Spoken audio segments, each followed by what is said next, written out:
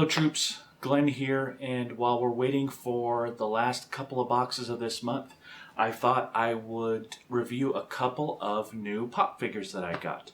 Since I've shown you my collection, every time I get a few new ones, I like to go over them. So let's review a couple, starting with a couple of unique ones I got. We've got White Lantern Batman.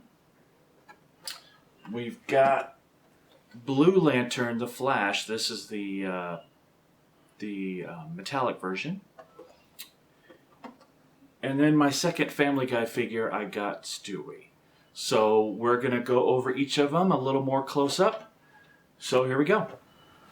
Alright, these two pops are White Lantern Batman, number 58, and Blue Lantern the Flash, number 47.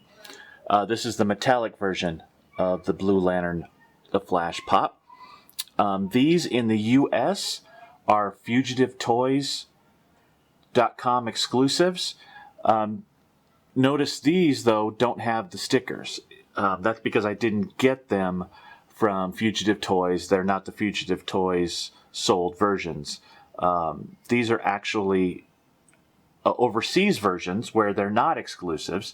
So I got these on Pop Culture, the Pop Culture site out of Australia. So exclusives kind of work in a weird way to where, yes, you might have an exclusive in the US, but you can find them elsewhere. They just won't have the sticker on them.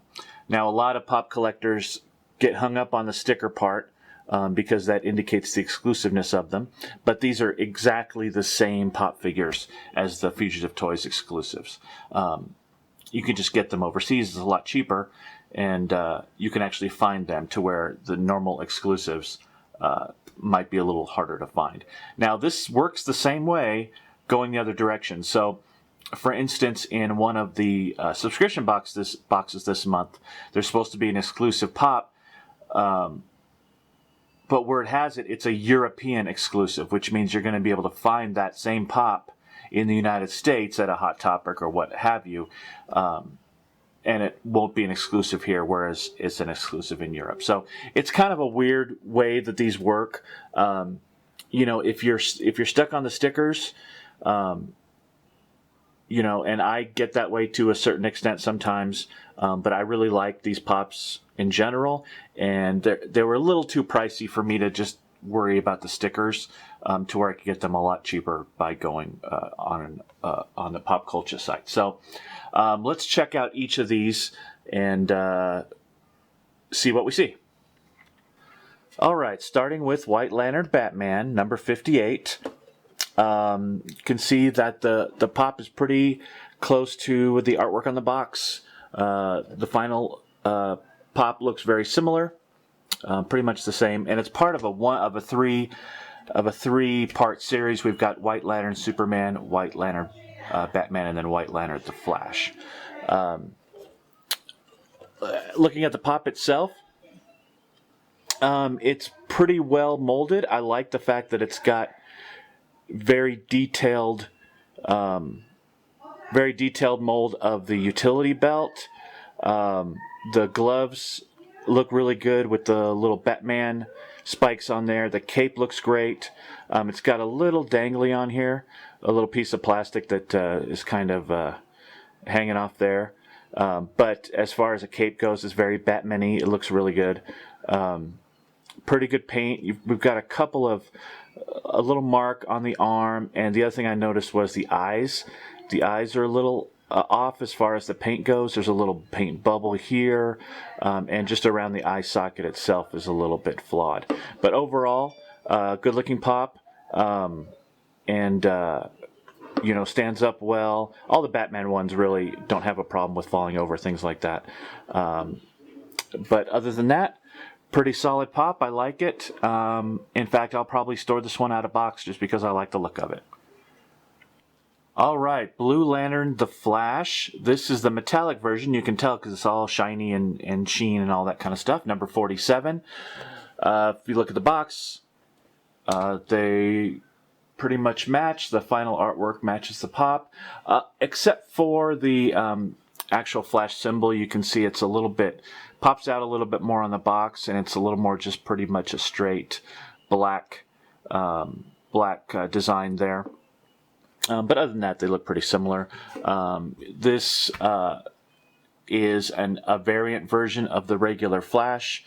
They show all of the looks like the first series of the DC Heroes line, which includes the Flash's number 10, but this is actually the Flash 47. So I'm not sure why they showed this set instead of the set around this particular number, but that's kind of what they did. As far as the pop itself, this pop looks really good to me. It's got a great mold. It's got a lot of pieces that come out from the main body.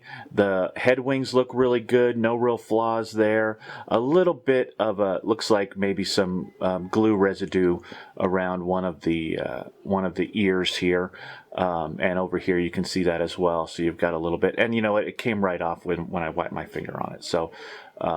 You know, I take a magic eraser, that looks like that stuff will come right off. But the eyes look a lot better than the Batman one that I just showed. The mold is really good. I love the little wings on the shoes, on the boots. The back looks really good. Great paint job. It's hard to get these lightning bolts to look right. Looks like they did a pretty good job of getting those painted and looking really good. There's a little stripey thing here in the center that almost looks like a scratch, but you don't even really notice it. So that is Blue Lantern the Flash, metallic version. At some point I'll probably get the regular version, but I really like the way this one looks. Alright, last pop we're going to look at is one of the new pops from the Family Guy line. These came out pretty recently. I've already got the Ray Gun Stewie one that you can see behind this box here. And this one just came, it's the regular Stewie with Rupert, his teddy bear. This set is pretty easily found right now if you go to Hot Topic stores and things like that. I pre-ordered mine online because I figured, you know, I'll get it faster, but I'm actually getting this line one at a time pretty slowly from Entertainment Earth.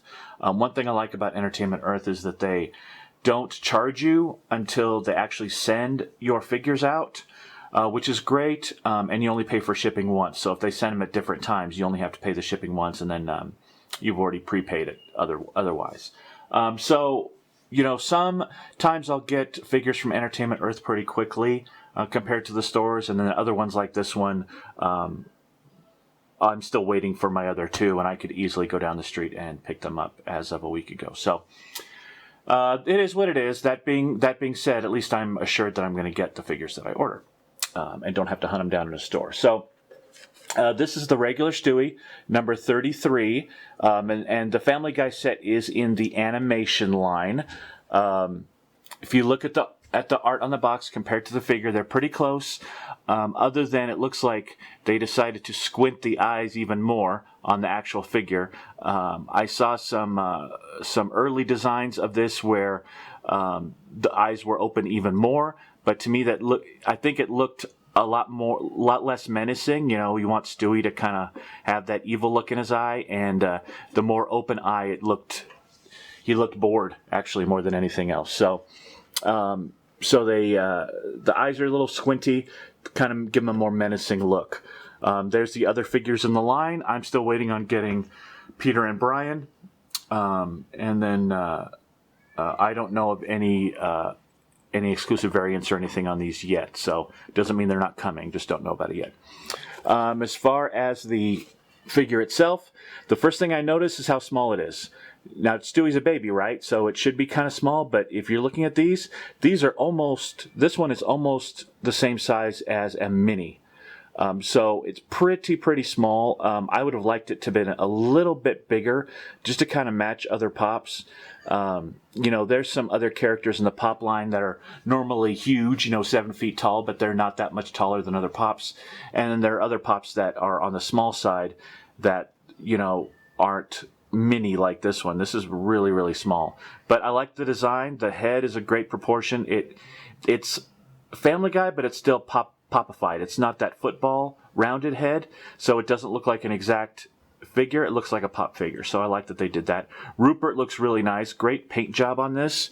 No really paint bleeded over into anything else.